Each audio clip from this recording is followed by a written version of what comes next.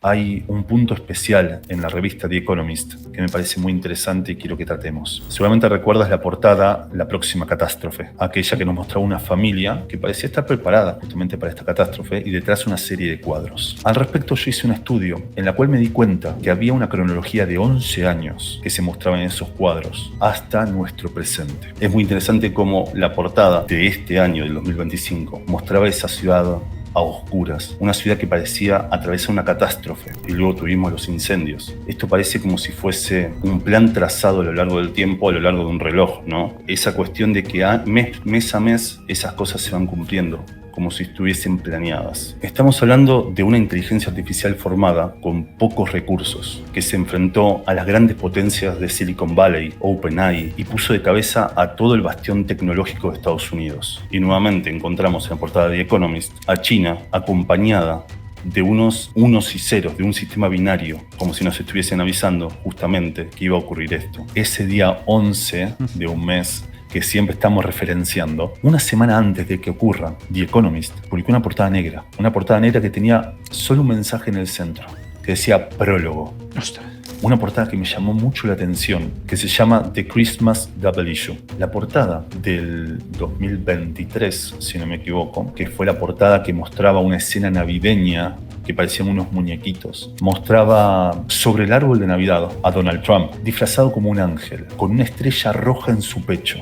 ¿Recordás que ocurrió después aquel año durante un evento de campaña de Donald Trump? Dentro de las portadas, y esto me pareció muy interesante, hay cierta temática que se va repitiendo a lo largo del tiempo, cierto estilo editorial que se va repitiendo a lo largo del tiempo. Seguramente habrás notado cómo en las últimas portadas mantienen un mismo diseño, un círculo, como una representación del mundo, como si fuese una forma de mostrar que hay una agenda o un capítulo de una agenda que se va cumpliendo. Recuerdo, por ejemplo, una portada en la que en el suelo aparecían unas dianas con unos números y pasaron luego ciertos eventos que provocaron terror en la sociedad al año siguiente, en esas fechas señaladas.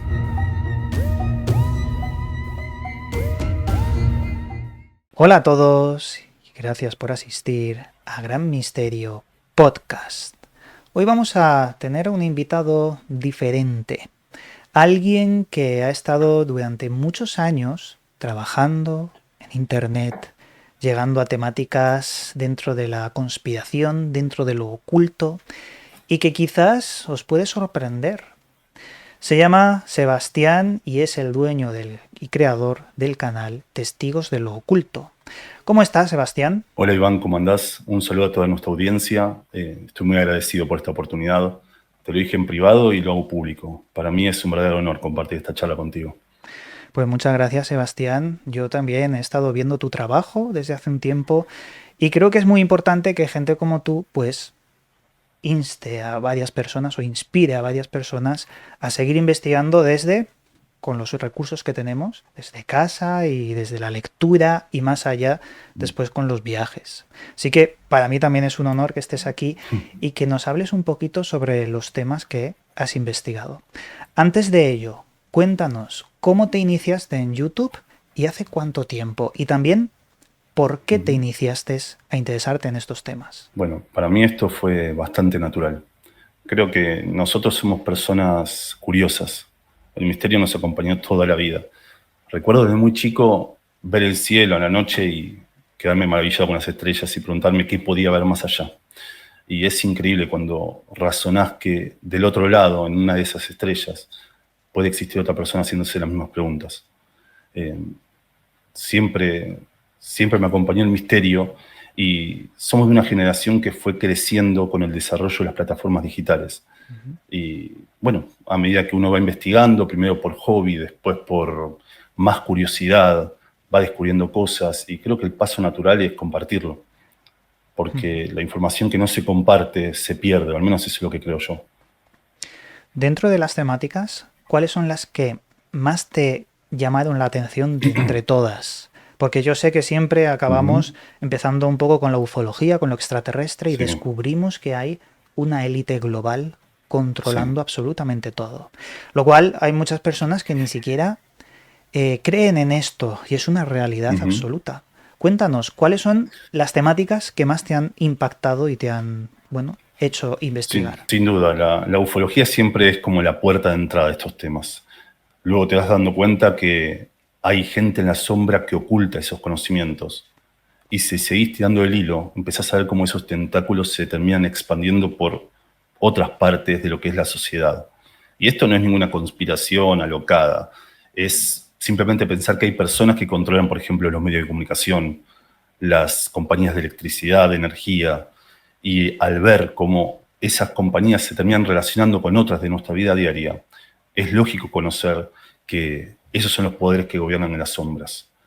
Eh, Tenemos, como siempre, la revista The Economist presente, que termina sorprendiéndonos con esas portadas predictivas de temas que terminan ocurriendo. Y es cuando ahí te haces la pregunta, ¿no? Si realmente nuestro destino está siendo controlado por esas personas, o al menos guiado hacia ciertos fines.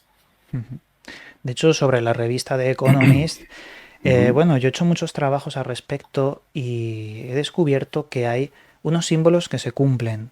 Unos Ujú. símbolos que, para el que no lo sepa, están siendo financiados por una de las familias de poder que controla el mundo, en este caso los Exacto. Rothschild. Los Rothschild son los fundadores de esta revista predictiva, aunque mucha gente dice que no son predicciones, sino que es una agenda que se va cumpliendo. Con ello, Exacto. cuéntanos un poco sobre The Economist, qué es lo que tú has Mm. encontrado con respecto a la última portada que se ha publicado que hace referencia a lo que viene en el 2025. Exacto. Mira, hay algo muy interesante que es cierto que siento que mucha gente pasó por alto, y es la presencia de ese reloj en la portada. Un reloj que ya fue mostrado en otras oportunidades. Y esto estamos hablando de, perdón, pero se me fue la fecha de la última portada donde lo vi, si no me equivoco es la portada del 2008, donde también mostraban un reloj, como si fuese un ciclo que se va cumpliendo. Dentro de las portadas, y esto me pareció muy interesante, hay cierta temática que se va repitiendo a lo largo del tiempo.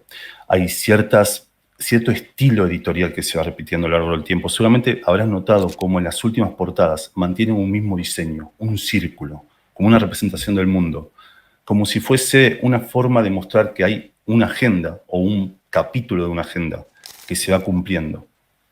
Es muy interesante cómo la portada de este año, del 2025, mostraba esa ciudad a oscuras, una ciudad que parecía atravesar una catástrofe. Y luego tuvimos los incendios. Y a medida que vos vas viendo los símbolos, cómo van sucediendo a lo largo del tiempo, esto parece como si fuese un plan trazado a lo largo del tiempo, a lo largo de un reloj, ¿no? Como vos habías dicho en un video, esa cuestión de que mes a mes esas cosas se van cumpliendo, como si estuviesen planeadas. Y hablemos en supuesto porque obviamente no podemos confirmarlo.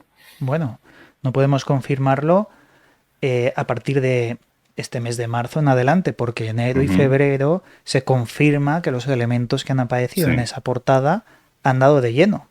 Como bien Ujú. decías, una ciudad a oscuras, una ciudad que parece que está asediada por una neblina. Y vemos Ujú. que han habido unos terribles incendios que se han llevado por delante casas de multimillonarios que, bueno, han sido los más terribles que se recuerdan en menos de 50 años. Se Y relaciona con incendios muy eso. oportunos.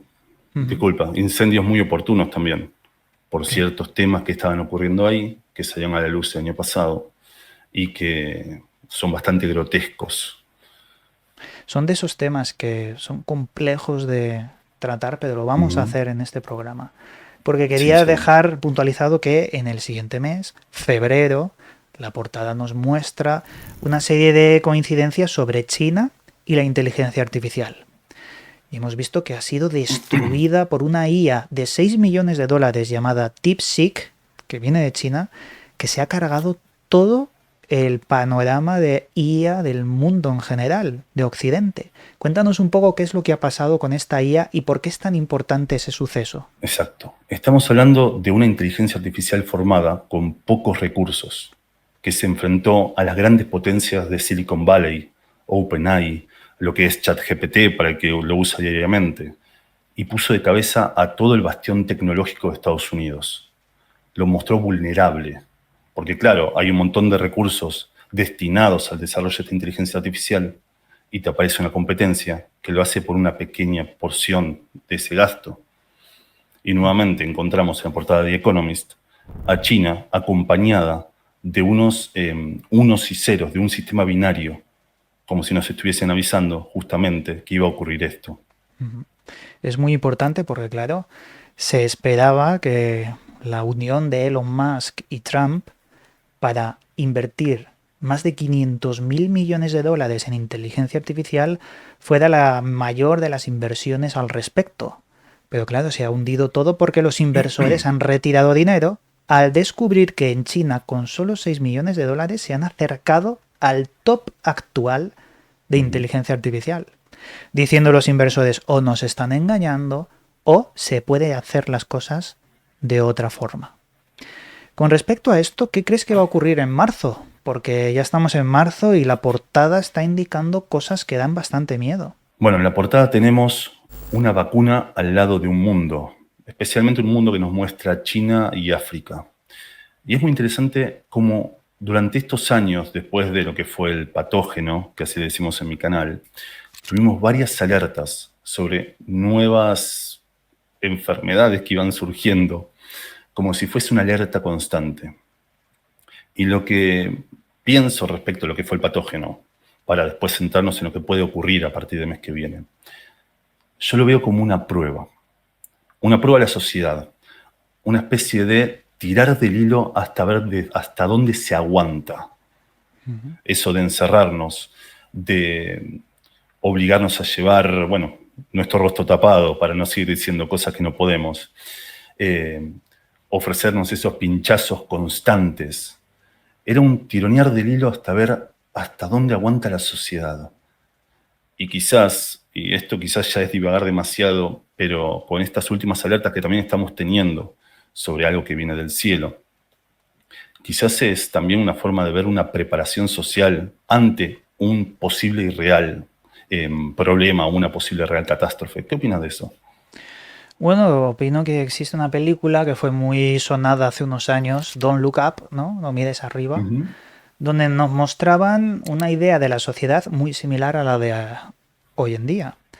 Es decir, científicos o personas que han visto en el cielo una trayectoria de impacto de un meteorito y la sociedad que nadie los cree. Realmente no hacen el papel de científicos, hacen el papel de una disidencia que está advirtiendo de que viene el lobo y nadie les hace caso, nadie les cree porque nos han cuadriculado en una mente, en una caja, en una cárcel mental desde que éramos muy pequeños para no pensar en cosas que desde fuera son imposibles hasta que ocurren. Y lo del Exacto. meteorito pues podría ocurrir, ¿por qué no? De hecho estamos en una cuenta atrás. Va a ocurrir seguro. Claro, sí. No, disculpa, esto lo hemos hablado en una oportunidad. La relación que tiene este meteorito, que si no me equivoco es 2024 IR4, Mm. corrígeme si es un error, con lo que fue Gog de JJ Benítez. Y a mí me causó mucha intriga o mucha impresión al volver a leer el libro y notar ciertos patrones similares. Por ejemplo, cuando fue descubierto 2024 IR4, fue en un telescopio de Chile, si no me equivoco, de La Serena, que es parte de una red de telescopios que justamente lo que están haciendo es monitorear diferentes asteroides que son peligrosos. Y la casualidad es que en el libro Gog, justamente, es el telescopio de Tololo, que es otra región de Chile, que está a 33 kilómetros de distancia del primero de La Serena. Un segundo, hubo un trueno. No sé si se escucha por las dudas. No se oye, Bueno, no se oye. igual podemos dejarlo eso como una especie de blooper. Volviendo al tema de Tololo de La Serena. Está separado por 33 kilómetros, lo cual ya es un número bastante simbólico e interesante. Pero además, la trayectoria de impacto de Gog, que abarca el Océano Atlántico y termina cayendo más o menos en el Triángulo de las Bermudas. Tenemos una imagen en el libro que después podríamos poner en pantalla. La trayectoria de impacto es muy similar a la que se ofreció en un principio con 2024 IR4. Y de hecho los protagonistas terminan yendo a Venezuela en el momento del impacto, que es otra de las partes dentro de esa trayectoria. Me resultó interesante. Hombre, es muy interesante porque hay un paralelismo claro. Pero, ¿por qué este meteorito en cuestión, Mm, 2024 YR4, por qué pasa de 1,7 de porcentaje de impacto a 3,5 de porcentaje de impacto y de repente a 0,1 de impacto? ¿Qué ujú. es lo que ha pasado? Porque dice la NASA que ahora es un objeto que no va a chocar, que es imposible, que se ha encargado la probabilidad. Y algunos están pensando de un encubrimiento. ¿Qué opinas al respecto? Porque podrían estar encubriendo algo. Imagínate que fuese 100% la probabilidad de impacto. No nos Ujú. iban a decir eso. Lo colocarían en algo que no llame la atención. ¿Qué opinas? De hecho, yo tampoco lo diría. Creo que el temor que le podría causar a la sociedad, esa cuenta regresiva casi inevitable, también sería bastante perjudicial. Es una cuestión moral bastante interesante para plantear, ¿no? Si sabés que va a ocurrir algo, ¿lo decís o no lo decís? Pero más allá de eso, hubieron otros aspectos interesantes a lo largo de la historia de este 2024 y R4. Además de ese aumento en la posibilidad de impacto, tenemos a China, que creó un protocolo paralelo a lo que fue el protocolo de la ONU de resguardo al impacto, para intentar desviarlo. Y también tenemos un evento muy curioso, que fue el despido del 10% del personal de la NASA, supuestamente por los recortes de Trump en su nuevo gobierno. Pero qué justo, ¿no? Tener esa alerta frente a vos y terminás despidiendo a tu personal. ¿Por qué puede pasar todo esto? Esto quizás es para dejarlo para que la gente lo razone. Ujú. Es un buen dato que a lo mejor mucha gente desconocía. Pero es como que hay un nuevo cambio en la plantilla de la propia NASA y eso nos hace un Mm. poco sospechar si esos cambios se puede cargar información real que nos afecte a todos. Encauzando un poco el tema, hemos hablado un poco de Economist, de las cosas que vendrán, pero a mí me llama la atención un aspecto clave de la portada de The Economist y es ver que han colocado 13 meses en vez de 12. Ujú. 13 es un número muy importante. Es un número que hace referencia a las fases lunares, mejor dicho, a los 13 meses siguiendo un calendario lunar que sería mucho más idóneo y perfecto, calendario de 28 días y 13 meses que ya seguían los celtas y civilizaciones muy antiguas. ¿Qué opinas del número 13 y de la luna con respecto a lo que The Economist está mostrando? Es muy interesante el número 13, porque algunas personas lo toman como un número de mala suerte, otros como un número de suerte. Tenemos 12 signos zodiacales, aunque en realidad también podrían ser 13. Un 13º signo zodiacal, que es Ofiuco, aquel que controla la serpiente, con toda la simbología que tiene eso detrás. Es un número bastante interesante cuando hablamos del calendario lunar, porque como dijiste vos, podríamos dividir de una forma mucho más exacta y prolija los meses. Eh, Tiene que ver con los ciclos biológicos, los ciclos femeninos, los ciclos lunares. Eh, es muy interesante cómo se creó un ciclo de tiempo de 12 meses que termina desregulando a la sociedad de lo que es su propio planeta y su propio hábitat. Claro, es como que se carga sus biorritmos, ¿no? Que lo han Exacto. hecho encajar de una forma más enfocado a lo laboral, más Exacto. enfocado a la esclavitud. Ujú. Y tenemos, bueno, todo esto surgió, si no me equivoco, también en la Revolución Francesa, cuando se intentó cambiar el calendario. Tuvimos experimentos también en China. Y es muy interesante cómo esos experimentos terminaron dañando la psique humana, porque terminás cada vez desacoplándote más a tus propios ritmos biológicos. De hecho, cuando estabas mencionando lo de claro, 12 signos, Ujú. Ofiuco el número 13º, pero creo que había otro más. Cestus relacionado con la Sí, la ballena. ballena. La Y es ballena. Cetus es el monstruo marino que supuestamente Poseidón envía a Etiopía cuando ocurre toda la epopeya de Perseo. ese signo zodiacal solo es de Ujú. un par de días o de un día, creo recordar. Sí, es muy corto, el que más tiempo lleva dentro de la elíptica, porque en realidad los signos son el camino que tiene el Sol a través del cielo, es Ofiuco.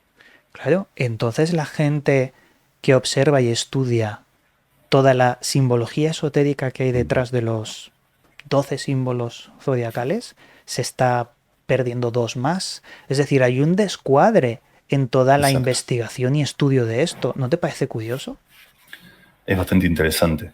De hecho, en realidad también tenemos el tema de astrología, que no soy practicante, tampoco conozco mucho, pero es muy interesante cómo durante tantos años de estudio y de ver cómo supuestamente los astros tienen influencia en nosotros, te estás perdiendo un signo, Ujú. lo Bueno, cual descuadraría toda esa influencia un, estelar. un par de símbolos.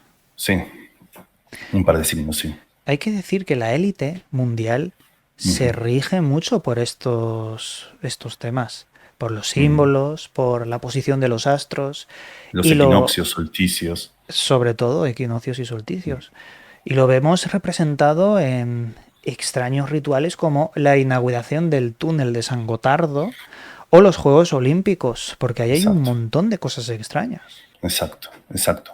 También lo hemos visto en las piedras guías de Georgia, que hace poco rescaté un video que tenía perdido porque a YouTube no le gustó. Oye, pues fueron destruidas. Alguien puso ahí unos explosivos. Sí, pero es muy extraño. Si quieres hacemos una especie de cronología sobre eso. Claro, claro, adelante. Eh, bueno, las piedras guías de Georgia es un monumento que fue destruido hace poco, en el cual una persona muy extraña, que no se presentó a sí mismo, siempre usó un seudónimo, se mudó a Elberton, una pequeña ciudad justamente en Georgia, que se dedican a la extracción de granito, para pedir que se haga este monumento.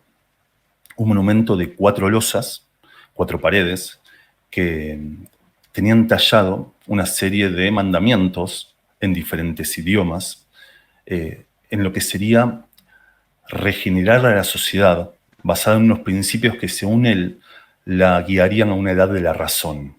Este es un concepto muy místico que lo relaciona con eventos de la mitología, de la Edad Dorada, cuando los dioses convivían con humanos, donde no había dolor, no había sufrimiento, y también a los fundamentos filosóficos de Thomas Paine, que, bueno, más o menos iba en contra de la religión, e iba más a una sociedad basada en la ciencia, en el pensamiento lógico. Y esta persona que se llamaba R.C. Christian decía estar financiado por una especie de élite que pagaría este monumento a través de 6 cuentas alrededor del mundo. Un monumento que está basado en el número 6, porque no solo era financiado por 6 cuentas, las losas medían 6 metros de altura, eran 6 losas además de las 4 paredes, una columna central y un techo, y decía tener una cápsula de tiempo a 6 metros de profundidad, una cápsula del tiempo que no tenía fecha de apertura. Y eso nos da una visión de que este monumento de alguna manera estaba vivo. ¿Y por qué digo vivo? Porque a medida que fue pasando el tiempo, fue sufriendo una serie de cambios. Fue en 2008 cuando una persona decidió cortar un cuadrado de una de las losas, un cubo que extrajo, y lo desapareció. De esto no se supo más hasta que en 2014, en ese espacio vacío, apareció un nuevo cubo, tallado con una serie de letras y números, que parecían dejar un mensaje críptico sobre unos eventos que después fueron ocurriendo. ¿Qué te parece hasta ahora la disertación? Pues me parece que hay mucha gente cuando trata el fenómeno de las piedras guía de Georgia que se olvida de estos aspectos últimos que has mencionado, como unas piedras que están vivas, como un monumento que va cambiando y va cambiando porque detrás de R.C. Christian Rosenkrauth, puede que estén los Rosacruces o puede que esté una megalogia unida entre masones, rosacrucianos y algo más. Pero claro, ¿qué implicaría su destrucción? Porque metió en explosivos no hace tanto, hace unos años, Exacto. y lo destruyeron todo. Destruir el símbolo. ¿Fue premeditado? ¿Fue algunas personas diferentes a estos constructores masones? ¿O fueron los mismos masones? ¿Qué opinas al Bueno, respecto? bueno, a este punto, antes de continuar, vamos a poner en tema un poco qué decían esos mandamientos, que fue algo que me salteé, que hablaban de una sociedad que se una bajo un idioma, una religión, una ley y, bueno, una reducción de la población interesante. que son los conceptos que siempre se han tratado del nuevo, bueno, organización mundial, para que no se enoje nadie. Guardar a la sociedad en un idioma, una ley y una religión. Y también decía algo interesante. Era algo como orientar los impulsos de las personas. Orientar la fe, orientar la tradición, como si quisieran despersonificarnos. Y esa es una interpretación que hago, ¿no?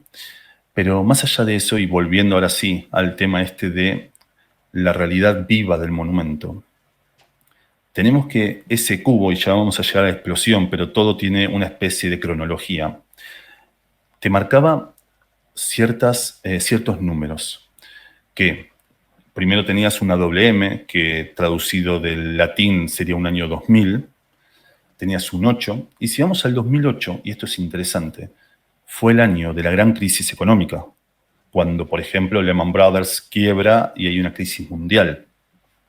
Después había un número 14, y qué casualidad que en 2014 sea la explosión del virus del ébola en África.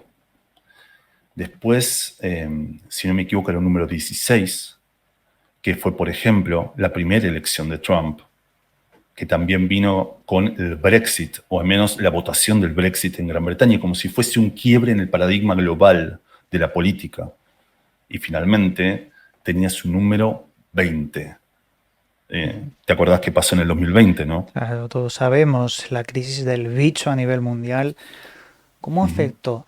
No había visto yo este misterio con el prisma como tú lo estás planteando y me parece, Sebastián, que tienes un enorme talento. Tienes mucho talento y espero que mucha gente, pues, bueno, empiece a ver tus investigaciones porque creo que lo mereces. Sabes Muchas muchísimo. gracias. Y con Muchas gracias. respecto a las explosiones, mi teoría personal es que fueron ellos mismos los que Ujú. quisieron derribar el fenómeno, o sea, el monumento, perdón. Quisieron destruirlo. Sospecho que están haciendo un nuevo monumento, pero ya no está localizado allí, sino en Ujú. todo el mundo. ¿Recuerdas las noticias de monolitos extraños que de repente estaban saliendo en diferentes partes del mundo?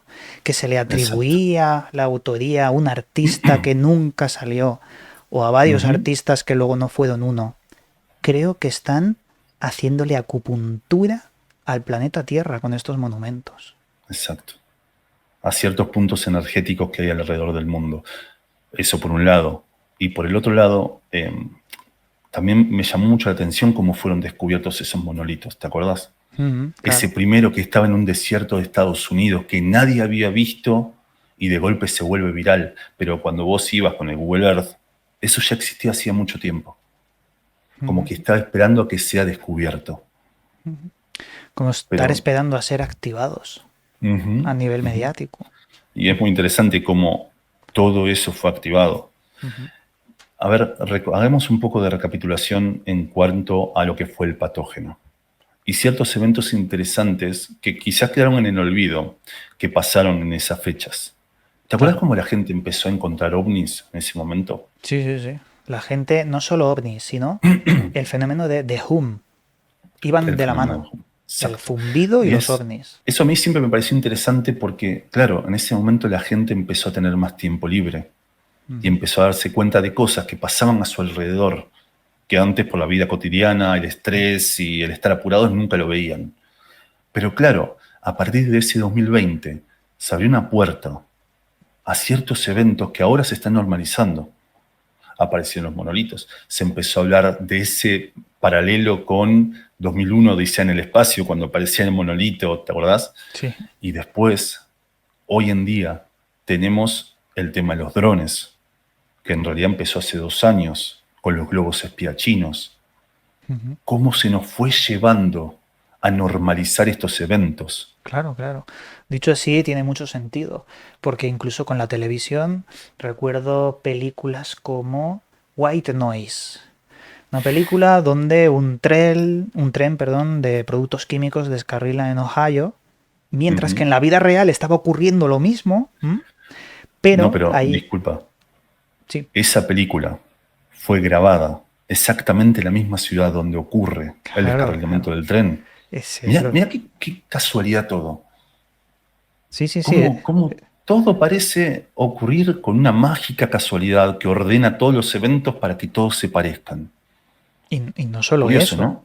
no solo eso, fue en el mismo tiempo en el que aparecían los globos sonda chinos, pero en la Ujú, película, para entretener a las personas que se refugian en una casa, aparece un televisor donde están dando las noticias de que están viendo ovnis en el cielo, todo a la ujú, vez de lo que estaba ocurriendo en la vida real.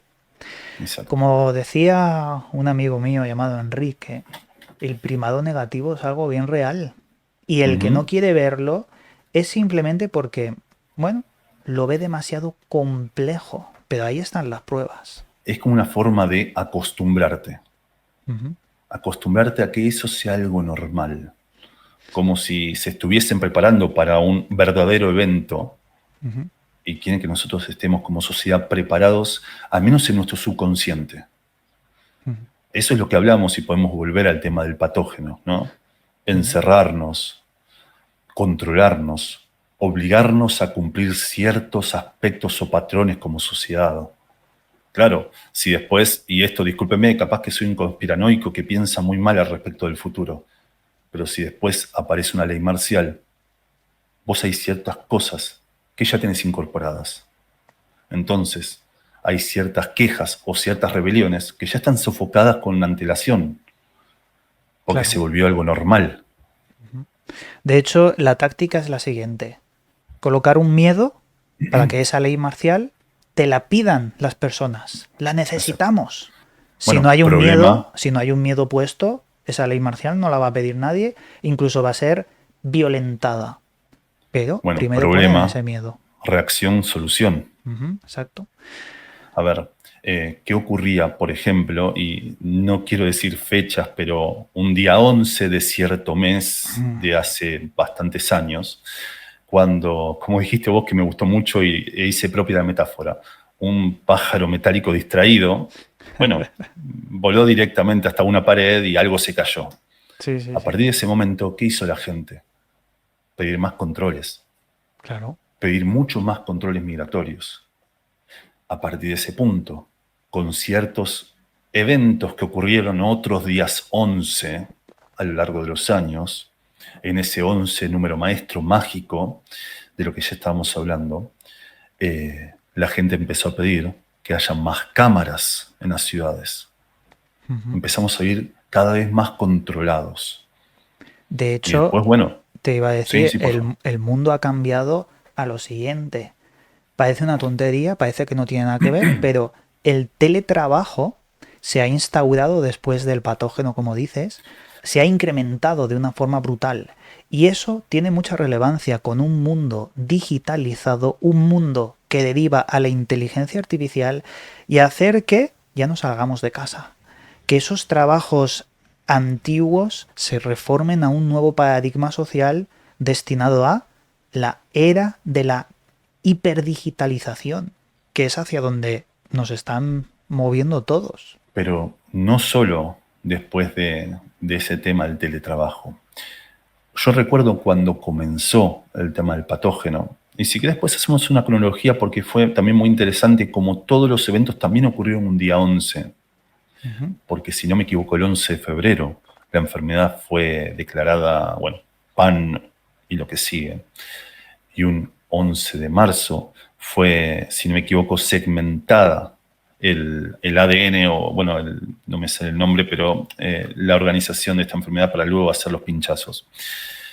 Pero todo ocurrió un día 11 que me acuerdo en esos momentos se hablaba, y todavía existe porque he revisado, dentro de los sistemas Android de los celulares, una aplicación instalada que habla justamente del patógeno y de cómo se podía triangular información de las personas Ah, que sí, habían sí. sido pinchadas, las que no, y las que en su base de datos estaban transitando la enfermedad, para hacer una especie de alerta de no acercarte a ciertas personas. Es Y verdad. esto ¿Sabe? invito a los espectadores a buscarlo, no me lo Te, estoy inventando. te iba a decir una cosa.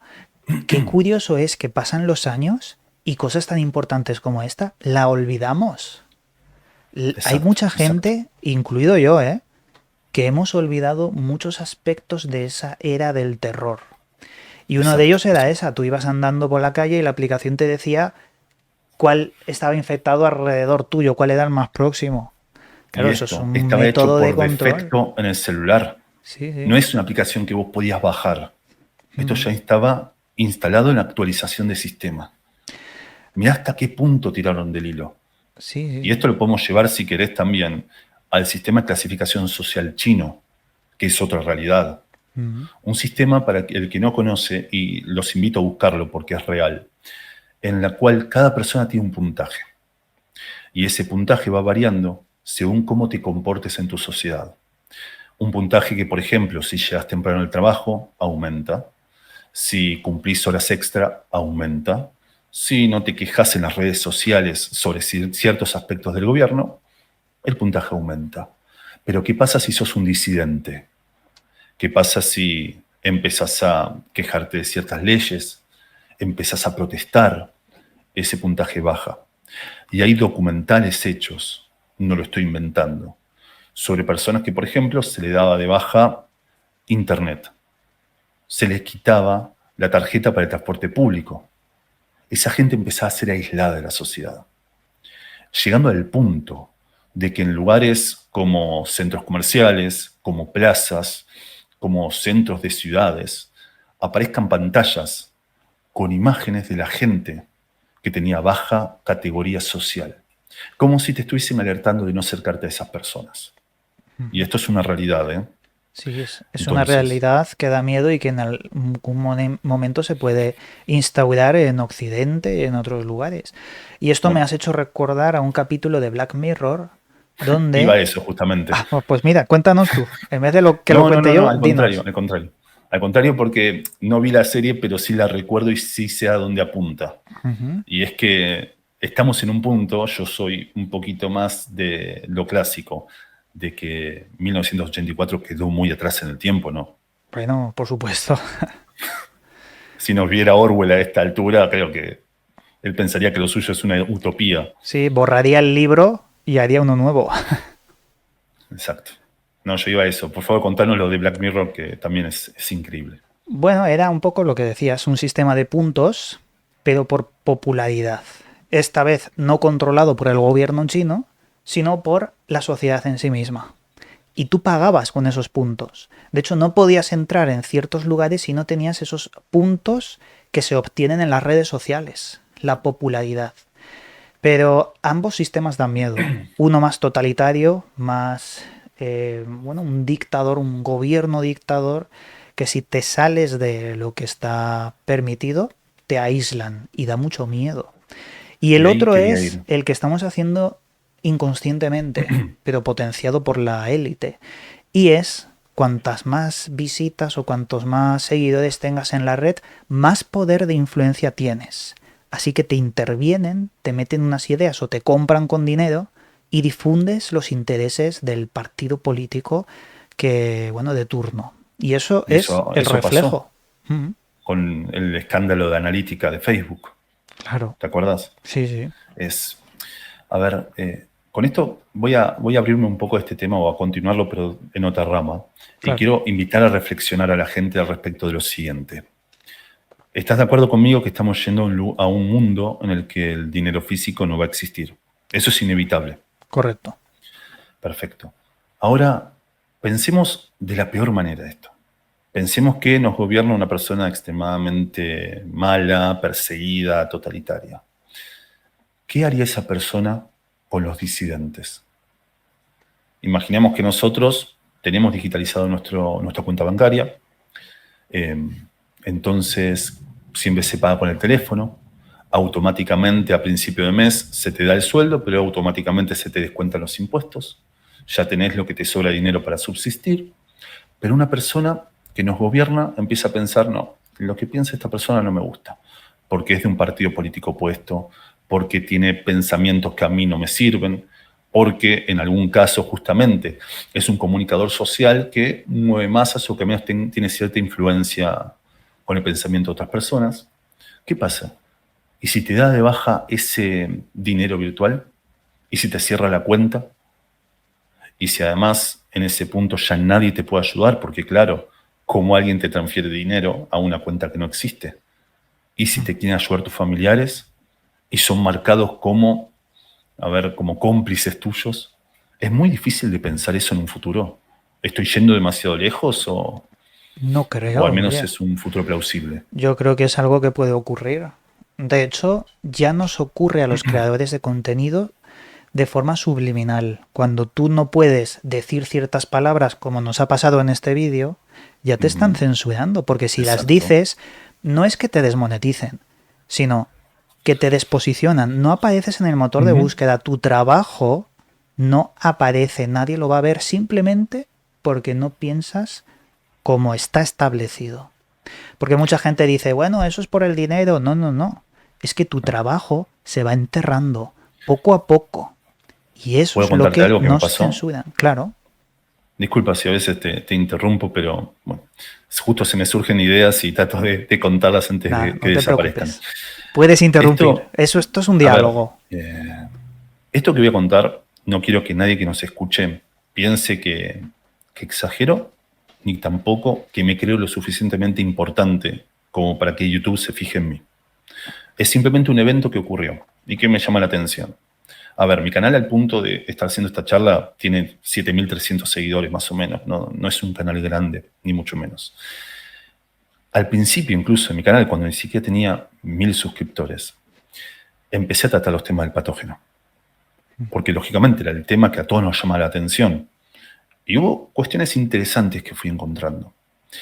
Y me llamó la atención de que si hacía un tema, un video de otra temática, hablaba de un misterio clásico, un misterio interesante, pero que, bueno, era más del montón, mi video no tenía ningún problema.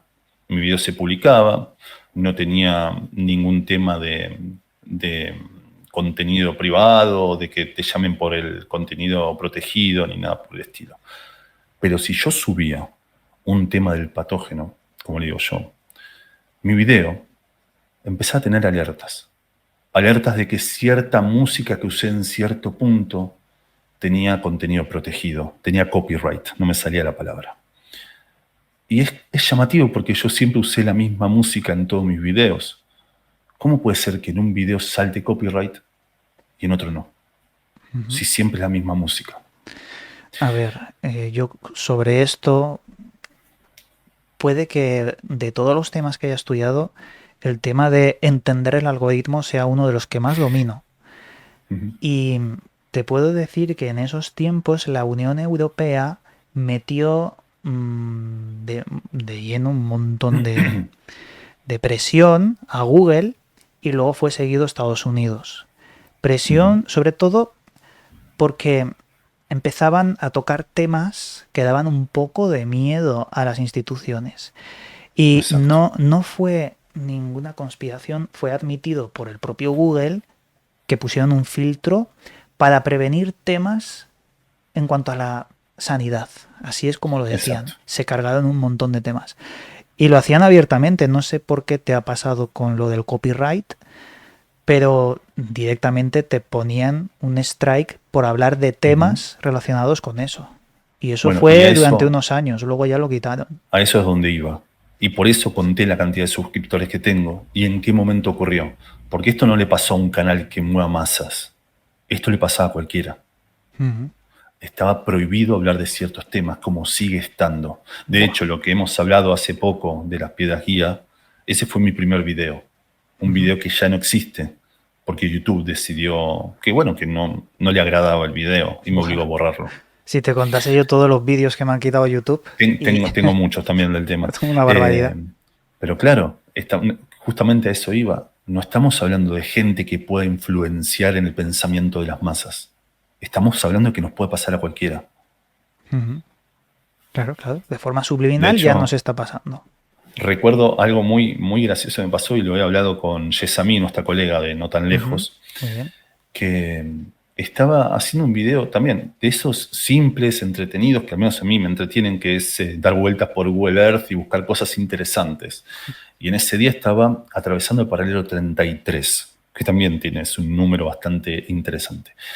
Y estaba, bueno, da la casualidad que Afganistán está sobre ese paralelo, y estaba recorriendo ciertos edificios que son muy llamativos. Son edificios gubernamentales que al verlos desde arriba se ven obeliscos, se ven ojos, se ven referencias al sol. Y claro, estaba visitándolos para mostrarlos en mi video. Y en cierto punto se me fue internet. No funcionaba Google Earth, no funcionaba Google Maps, no funcionaba Google, pero sí funcionaba YouTube. Yo sí podía escuchar música, pero no podía visitar esas páginas. Como si alguien haya dicho, no, acá, frénate. Qué Hasta extraño, acá. qué extraño. Y hasta el día siguiente, el problema continuó. El video está, pude sacarlo y todo, pero me llamó mucho la atención. De nuevo, no es un canal que mueva masas. Es algo que nos puede pasar a cualquiera. Ujú. Es como si del otro lado tuyo saltase una alarma. O al menos eso es lo que me pareció a mí. Me gustaría preguntarte abiertamente, ya que más o menos tenemos ideas muy similares. Ujú.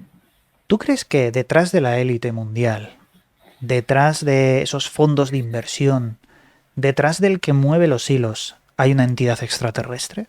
Es muy probable. Y disculpa, recuerdo un tema, si no me equivoco, era una ex CEO del Banco Mundial que había salido abiertamente a decir que el oro del mundo no está en posesión humana. Ujú.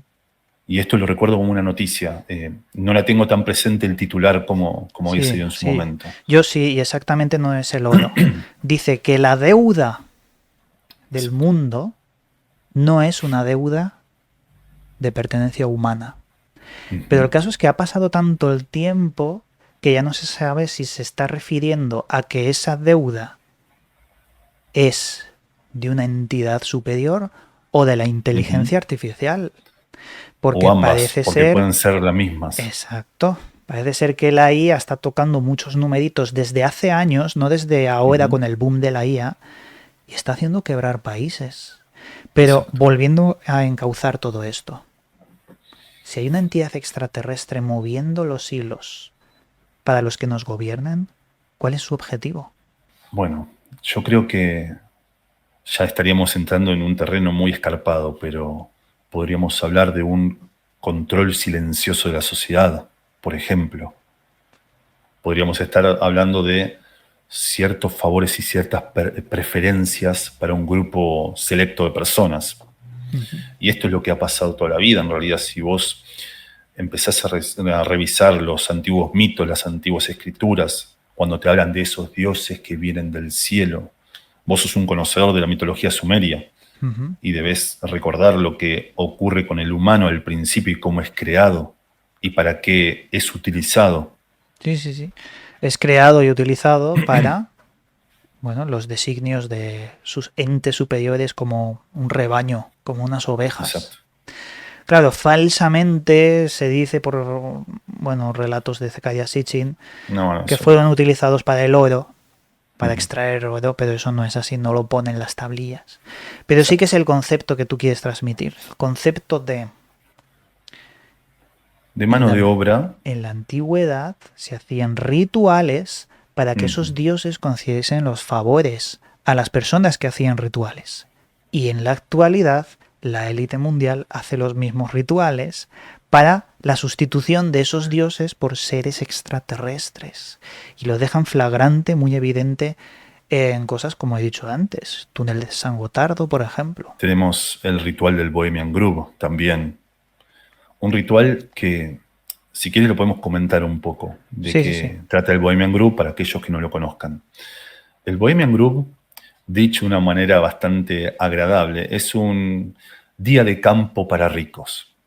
Son gente muy importante que se juntan en un bosque y hacen un fin de semana de, de día de campo. Hacen las mismas actividades que cualquiera de nosotros podríamos hacer, que sería pescar, disfrutar al sol y, claro, hacerle un ritual a un búho gigante.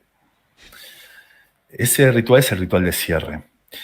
Un ritual en el cual, frente a un búho que, utilizando lógicamente parlantes, habla de una forma estruendosa y hay un montón de antorchas alrededor, y la gente va vestida con túnicas, y hablamos de gente realmente poderosa porque a ese lugar han asistido ministros, presidentes y presidentes de ambos bandos, oficiales y oposiciones, científicos muy importantes, gente dueña de bancos, la verdadera élite mundial es invitada a participar de estas reuniones.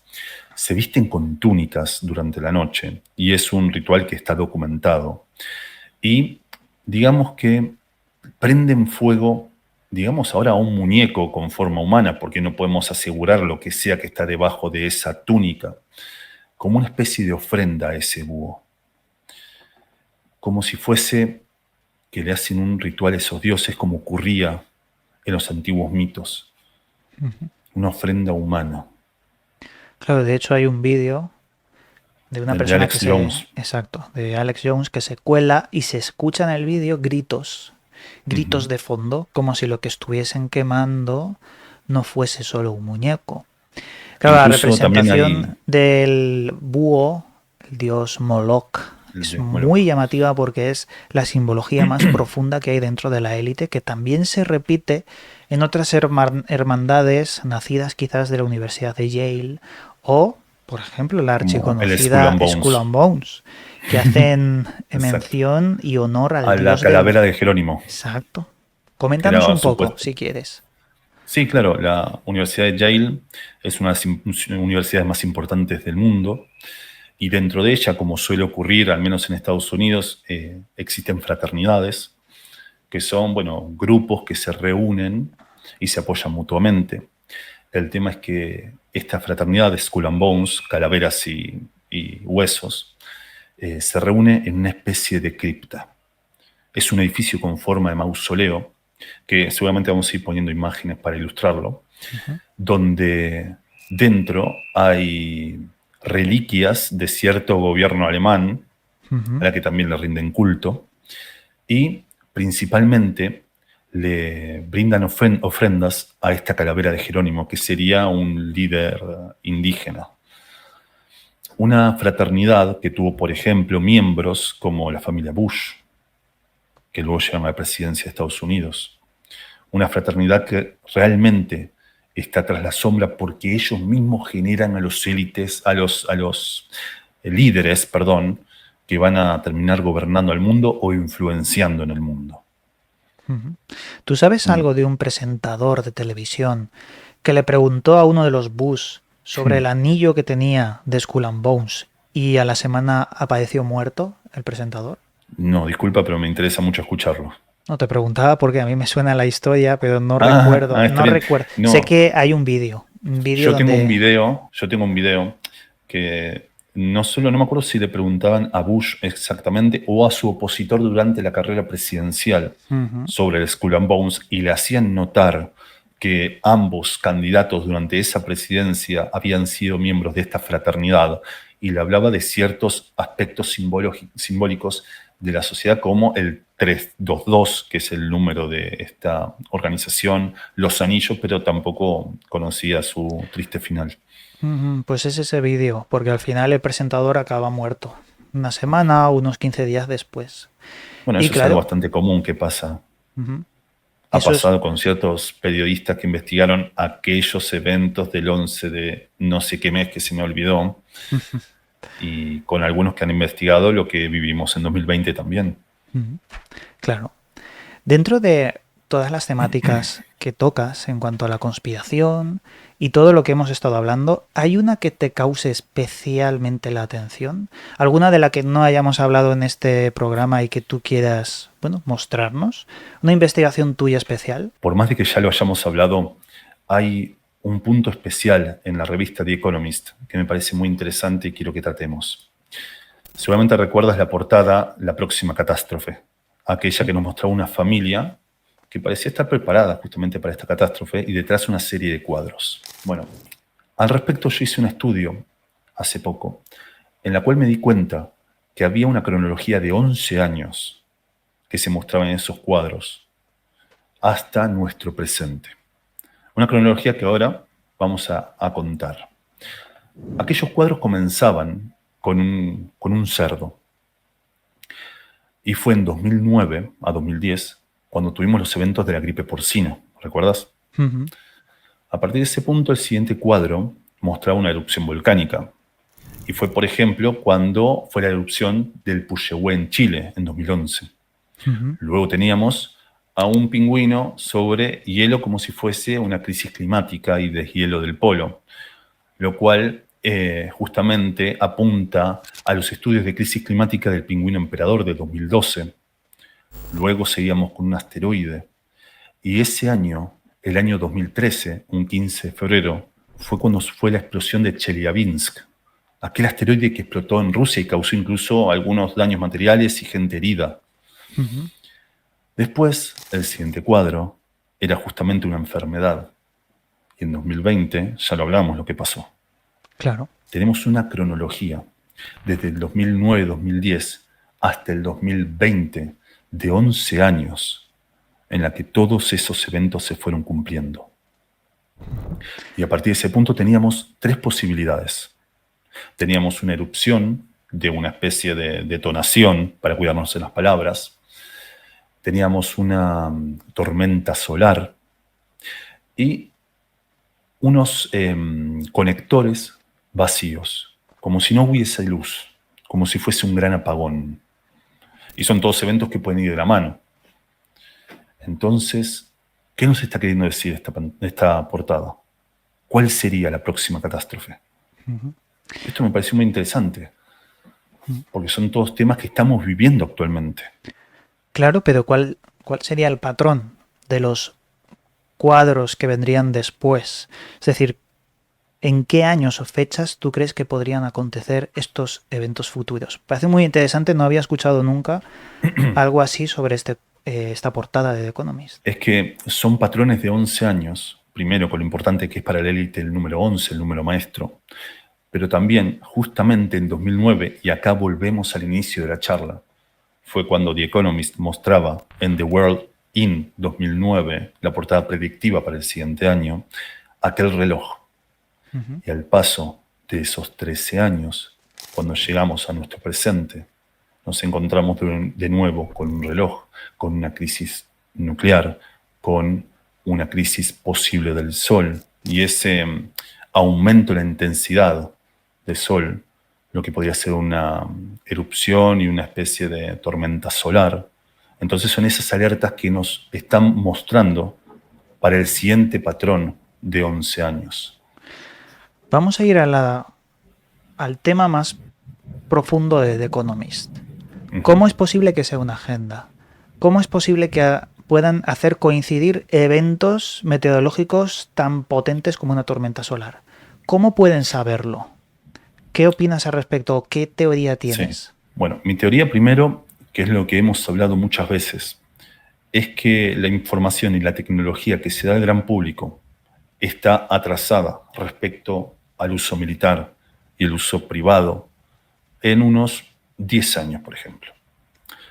Ese margen de tiempo te permite tener cierta anticipación a eventos como puede ser un estudio solar. De hecho, me acuerdo que hace poco se está estudiando una especie de destellos en el Sol que podrían anticipar este tipo de tormentas. Sí. También conocemos, por ejemplo, los máximos y mínimos solares, cuando el Sol entra en mayor actividad o menor, que justamente también es un periodo de 11 años. Seguramente con este estudio un poco más avanzado, podríamos tener quizás una anticipación mejor de lo que se conoce a estos eventos. También hablaste de la inteligencia artificial. Claro, si vos triangulás estos eventos o estos datos con una inteligencia artificial potente, podrías tener aún más probabilidades de anticipar estos eventos. Yo tengo una teoría personal al respecto. Pienso que esta élite mundial desde hace muchos años llevan y mantienen en secreto la obtención de un ordenador cuántico. Porque un ordenador cuántico puede superar en 10 trillones de veces el computador más potente de la tecnología que hoy tenemos. Justamente Quizás ahí iba. un ordenador cuántico le sirve como un oráculo, porque puede calcular todas las probabilidades del futuro. Justamente a eso iba. Es que hace poco me acuerdo una noticia que salió este mes sobre un ordenador cuántico que logró predecir el final del universo Ujú. dentro de su estudio. Claro, si vos podés anticipar todo ese tipo de eventos o escenarios posibles, podés ver cuáles tienen mayor probabilidad de ocurrir. Podés anticiparte a eso. Claro, acá estamos hablando de eventos astronómicos, pero hay un montón de otro tipo de eventos que también fueron profetizados en estas portadas, que no necesitan de ningún ordenador, que no necesitan de ningún conocimiento natural o astronómico, y simplemente necesitan el mover ciertos hilos de la realidad. Ujú. Recuerdo, por ejemplo, una portada, creo que era del 2017, si no me equivoco. Si no es 2017, es 2018, en la que en el suelo aparecían unas dianas con unos números. Y pasaron luego ciertos eventos que provocaron terror en la sociedad al año siguiente, en esas fechas señaladas. ¿Cómo puede tener esa certeza aquel editor o diseñador gráfico que creó esa portada? Ujú. Es simplemente no sé, un infortunio que tuvo esta persona en señalar una fecha específica, o algo sabía.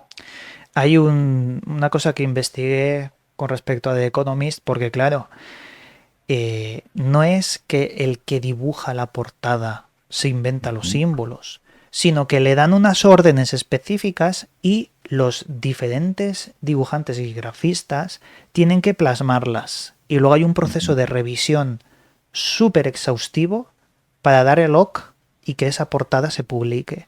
Es decir, a los grafistas les dan unas instrucciones que vienen de fuera de la revista, de aquellos que ponen el dinero, de la familia de los Rothschild, que les interesa mucho poner estos símbolos. Y aquí entramos en cuestiones esotéricas. ¿Qué Sí, pero ¿sabes demonios por hace qué los creo? símbolos en estas cosas? Pues porque esos símbolos les da poder, porque ellos vienen de una tradición antigua relacionada con masonerías, con rosacruces, con los iluminados de Baviera. Y ellos Pero ¿sabes por saben qué que... creo que ocurre esto? ¿Por qué? A ver, conoces Wikileaks, ¿verdad? Sí, por supuesto. Bueno, para quien no lo conozca, Wikileaks es una página en la que comenzaron a filtrar documentos, mails, mensajes, hasta llamadas telefónicas de personas muy importantes dentro de la élite. Si cualquier persona, igual obviamente después podemos hablar de los aspectos de conspiración más profunda, de quién está detrás de Wikileaks y todo, pero si cualquier persona es susceptible a que se le filtre información, ¿vos cómo te contactarías con estas personas a las que les querés enviar ese mensaje de cuál es el siguiente paso en la agenda? ¿Lo harías en un mail, en una llamada telefónica, en una reunión en la que incluso pueden filtrarte o escucharte por el teléfono? ¿O lo harías con una imagen que incluso llega al gran público, porque la mayoría de las personas no lo saben descifrar, que solo está dirigida a aquellos que entienden el símbolo, que entienden los mensajes que están ocultos y que saben leer esa agenda? Porque a fin de cuentas nosotros que dedicamos tiempo a intentar descifrar esos mensajes, esos símbolos, generalmente somos ridiculizados o tomados como conspiranoicos, como que nos inventamos una fantasía que no ocurre. Así que si nuestras teorías son ridiculizadas, ese mensaje llega a quienes tiene que llegar y son quienes saben qué camino tomar al realmente leer lo que dice esa portada. Bueno, y también hasta que se cumplen, porque hay muchos aspectos de The Economist que se acaban cumpliendo. Muchos dicen, Ujú. no, lo estáis relacionando, estáis encajando una noticia que ha ocurrido y que se parece. No, no, no, cuando tú lees antes del patógeno, antes de toda la crisis mundial, en una portada anterior, Nightingale, patrona de la enfermería, Exacto. y dices, uy, parece que en el 2020 vamos a tener una crisis sanitaria a nivel mundial. Cuando dices Sí, eso pero extraído de la portada y luego ocurre, y otra vez, y otra vez, y otra vez, algo está pasando con la portada. Y eso es lo que yo insisto mucho. Hay muchas portadas, porque son mensuales. Las ujú, importantes son las anuales. Pero hay algunas mensuales que son igual de importantes. Y yo me pregunto, ¿por qué ocurre esto? Y yo descubrí que si tú lees los grafistas, muchos son grafistas de turno que hacen una portada y ya está, pero hay algunos grafistas recurrentes. Y esos recurrentes son los que, mirando la probabilidad de portadas extrañas, tienen ahí su nombre. Es como que Exacto. algunas son elegidas en el momento preciso para incorporar ese símbolo esotérico, pero otras no. Otras simplemente están ahí como respuesta social a algo que ocurre. Siempre caemos en lo mismo en esta charla, pero ese día 11 de un mes que siempre estamos referenciando, una semana antes de que ocurra, The Economist publicó una portada negra que tenía solo un mensaje en el centro, que decía prólogo, Ostras. en el cual, supuestamente, si no me equivoco, era una cuestión más apuntada al diseño gráfico, alguna excusa. Pero ¿cómo puede ocurrir esto? Y la vamos a estar mostrando en pantalla. También me recuerdo, por ejemplo, una portada que me llamó mucho la atención, que es de las anuales, pero un anual que pasa más desapercibida que el resto, que se llama The Christmas Double Issue. La portada del 2023, si no me equivoco, que fue la portada que mostraba una escena navideña que parecían unos muñequitos, también vamos a estar mostrando en pantalla, mostraba sobre el árbol de Navidad a Donald Trump, ¿te acordás? A Donald Trump disfrazado como un ángel, con una estrella roja en su pecho. ¿Recordás que ocurrió después aquel año durante un evento de campaña de Donald Trump? Por supuesto. ¿Cómo pudo anticipar eso The Economist? Pues una de dos, o lo hacen coincidir o tienen ese oráculo, porque si no, no me lo puedo explicar. Y bueno, el tema es que vos bien lo mencionaste más de una vez, ese evento, aquella persona que apretó el gatillo, tenía unas conexiones muy interesantes, ¿no? Pues sí, estaba conectado fuertemente con BlackRock, porque aparece en un comercial de BlackRock. Y está confirmado. De entre tantas personas que hay en el mundo, ¿por qué el que dispara aparece en un anuncio de BlackRock? ¿Cuántas probabilidades hay de que eso ocurra? Pues muchas, si tenemos en cuenta de que todo es algo planificado. Es que Y acá si estamos no, conectando claro. a los Rothschild, los dueños del mundo prácticamente. Estamos conectando The Economist, que es la revista de divulgación de economía más grande del mundo, y a BlackRock, que es el fondo de inversión más grande del mundo. ¿Cómo se puede conectar todo esto con un evento tan trágico como que le disparen a, bueno, un candidato a presidente? Tenemos que pensar que todo esto es casual. Y ojo, acá no estamos defendiendo a Donald Trump ni nada de eso, simplemente estamos reseñando ciertos eventos que se están conectando. Oye, ¿y cómo encajarías a Elon Musk? Porque parece que es la pieza clave en todo este asunto, ya que siempre que aparece trastoca el tablero. Acá creo que tenemos que entender que había un tablero mundial en el cual siempre estamos referenciando las 13 familias de poder, que en cierto modo quedó obsoleto, porque el mundo fue dirigiéndose hacia otros paradigmas como es el tecnológico. Hoy esos lugares, dentro de los 13 familias de poder o quizás ampliadas, se han debido abrir a nuevas tecnologías como son las redes sociales, como fue Mark Zuckerberg, Jeff Bezos, Elon Musk. Son gente que, por los avances tecnológicos, empiezan a tener la misma relevancia que antes tenían familias como los Rockefeller con el tema del petróleo, los Rothschild con los bancos. Entonces es lógico que esas figuras empiecen a tener preponderancia en el mundo. También tenemos que entender, y seguramente recordarás, que la familia Rockefeller, después de cierto momento histórico, decidió abandonar el petróleo, al menos vender gran parte de sus acciones. Y hoy tenemos los avances en las tecnologías verdes, con los autos eléctricos, de las que Elon Musk forma parte. Y el año pasado tuvimos muchos descubrimientos respecto, por ejemplo, al litio, a las tierras raras y a otras cuestiones para generar esas baterías para los autos eléctricos, como incluso la propia sal que estaban siendo utilizada en China. Entonces, claro, es lógico que Elon Musk tome ese papel. Pero además, Elon Musk también tiene en su poder Twitter y tiene un movimiento social tan grande que es capaz de trastocar muchos aspectos de la economía y del pensamiento mundial, donde supuestamente él llegó a liberar a Twitter de esa censura, pero claro, los intereses antes eran unos y ahora no dejan de ser otros, porque no deja de ser una plataforma privada. Claro.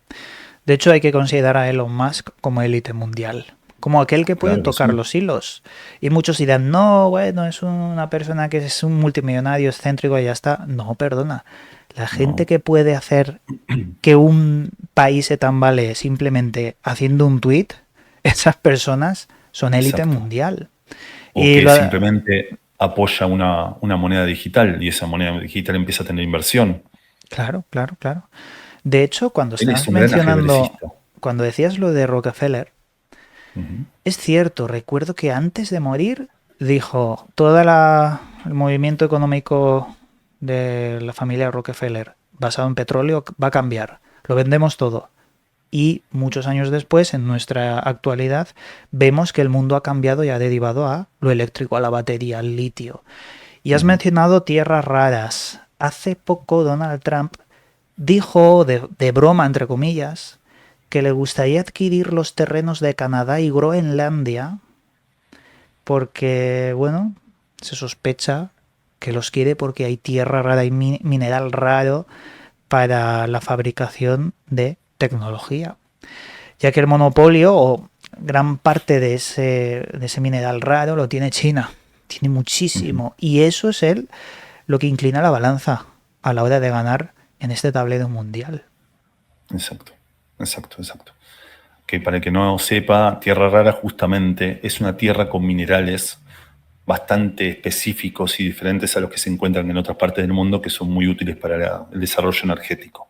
Ujú. La segunda vía es la minería espacial para obtenerlos, que no se descarta, ¿eh? Que dentro de Exacto. unos Bueno, años se tenemos los impulse. programas Artemisa al respecto. Oye, Programas que... Sí, sí, por favor. ¿qué opinas de la subconspiración o la conspiración alternativa? Aquellos que dicen que no existe el espacio, que la Tierra no es redonda. ¿Qué opinas de esto? No me gusta dar malas referencias al respecto. Trato de siempre buscar el lado positivo. Sí voy a decir, si tengo que romper una lanza por el terraplanismo, el cual no apoyo para nada, es que hizo que la gente se haga preguntas, Ujú. hizo que la gente investigue y derrumbe ciertos paradigmas establecidos. Y siempre que eso ocurre es bueno. Después, si el camino es equivocado, quedará en cada uno que lo investigue encauzarse o no. Ahora, por otro lado, sí es preocupante el aspecto sectario que terminan teniendo muchos de estos pensamientos. Ujú. El aspecto, como diríamos, cerrado o dogmático que tienen estos pensamientos. Y ojo, hablamos de subconspiraciones, pero eso también creo que nos pasa a nosotros. Yo creo que el mundo del misterio, si bien en la vida siempre hay grises, se separa en dos grandes aspectos. Y creo que vas a estar de acuerdo conmigo. Por un lado, la mirada más científica, que creo que es la que intentamos ofrecer nosotros, en las cuales realizamos una investigación, intentamos ofrecer pruebas, intentamos ofrecer una bibliografía a la cual la persona que está del otro lado y escucha nuestra disertación pueda corroborar los datos que ofrecemos, sean correctos o no, ese es otro punto. Y después hay un misterio que está más orientado al entretenimiento, lo cual también está perfecto. El problema es cuando la gente no sabe separar un aspecto del otro. Y cuando vos ofreces pruebas que refuerzan las cosas que estás vos diciendo, te digan, no, eso es mentira porque yo escuché otra cosa. Ujú. Y ahí está el carácter dogmático y sectario del que estoy hablando. En ese aspecto de los despiertos que se llaman hoy en día, ¿no? Esa gente que cree que porque sabe o sigue ciertas teorías, ciertas o no, eso no está en discusión, son despiertos y están en otro estrato del resto de la gente a la que llaman dormidas de una forma despectiva. Ujú. Cuando yo creo que es todo lo contrario. Es el camino del misterio lo que nos lleva a ir descubriendo cosas. Y ese camino uno lo puede seguir andando siempre y cuando busque ese despertar. Si vos te sentís despierto, ya todo perdió el sentido. Claro. Opino lo mismo porque en cierta manera yo me considero una persona dormida que quiere despertar, que su ansia es despertar, querer despertar, sabiendo que nunca lo haré. Pero es ese momento en el que utilizo toda mi vida para querer despertar, querer indagar, descubrir, anotar, dudar de todo. Si yo ya estoy despierto, ¿para qué voy a seguir investigando? Si ya soy conocedor de todos los enigmas. Esa es la trampa de los que buscan el misterio y quieren ponerse en una posición superior a los demás diciendo, yo conozco todas las conspiraciones, yo soy un contactado, yo he estado en Ganímedes, por ejemplo. Hay muchos problemas con esto. Pero has dicho algo sobre el terraplanismo, sobre la parte positiva, hacer que muchas personas se hayan hecho preguntas, ¿no? A raíz de ese tema, que empiecen a meterse en el misterio. Pero eso compensa, porque si muchas personas, gracias a ese tema, se hacen preguntas, miles de otras personas machacarán y destruirán los que investigamos otros temas. Es como que no compensa porque si tú haces abruptamente que despierten varias personas, entre comillas, pero haces que el ojo crítico de la sociedad derrumba años de investigación de muchos otros temas e investigadores, no compensa. Yo siempre he pensado que hay ingeniería social, algún movimiento de guerra cognitiva para machacar los disidentes, que al final somos nosotros. Exacto, yo pienso lo mismo. Es que, a ver, yo decía respecto a hacerse preguntas, al carácter positivo de cada persona individual, de decir, ¿y si lo que yo creo o conozco no es así? Y se motiva a investigar. Eso siempre es lo positivo. El problema, como vos decís, es cuando estos temas son impulsados por ciertos algoritmos como una forma de ridiculizar al mundo del misterio, como una forma de meternos a todos en la misma bolsa. Y entonces, si somos ridiculizados, la sociedad masiva deja de pensar en estos temas como algo posible. Claro que eso existe y existió toda la vida. Tenemos sectas de contactismo desde antes del evento Roswell. Es algo que nos ha acompañado siempre. Esa disidencia controlada por medio de la burla, por medio de eso, ¿no? De ridiculizarlo, hace que justamente estos temas terminen siempre enterrados. Claro. Pues Sebastián, hemos llegado ya al final de este programa. Yo creo que nos hemos quedado cortos porque teníamos muchos otros temas que tratar, pero al final hemos hablado de otros que yo creo que son importantes porque dentro del mundo del misterio, el control mundial es algo que toca todos los otros temas. Es como bien decías, ¿no? Una especie de garras que se ciernen sobre todo lo demás. Sebastián. Y es que no solo es el mundo del misterio, perdón. Es literalmente en toda nuestra sociedad. Acá no estamos hablando simplemente del hecho de la conspiración, sino de que hay personas poderosas que controlan muchos aspectos de nuestra vida diaria. Y eso es una realidad. Es Después una está realidad. el punto como lo veamos. Es una realidad lógica, porque siempre hay que observar cómo se mueve el mundo y no es tema tanto de conspiración, sino de observación, porque tú puedes ver todas las artimañas y lo mal que se está gestionando la propia humanidad. Pero bueno, dicho esto, Sebastián, te doy las gracias por haber estado aquí conmigo en esta pequeña charla. Antes de acabar, me gustaría que, bueno, nos dieras un mensaje final y también tus métodos de contacto para que la gente pueda ver tu trabajo. Bueno, como mensaje final, primero agradecerte por esta oportunidad. Lo vuelvo a decir, para mí realmente fue un honor y además fue una charla muy agradable y muy amistosa, así que te lo agradezco. Y nada, para la gente que simplemente se siga haciendo preguntas, que eso es lo mejor que nos puede hacer porque hacernos preguntas es lo que nos libera. Y bueno, aquellos que quieran encontrarme pueden hacerlo en, como dijimos al principio, Twitter, Instagram, YouTube, como Testigos del Oculto. Muy bien, pues con esto dicho, aquí nos despedimos, amigos. Como siempre, os mandamos un cálido abrazo y nos veremos en otro programa.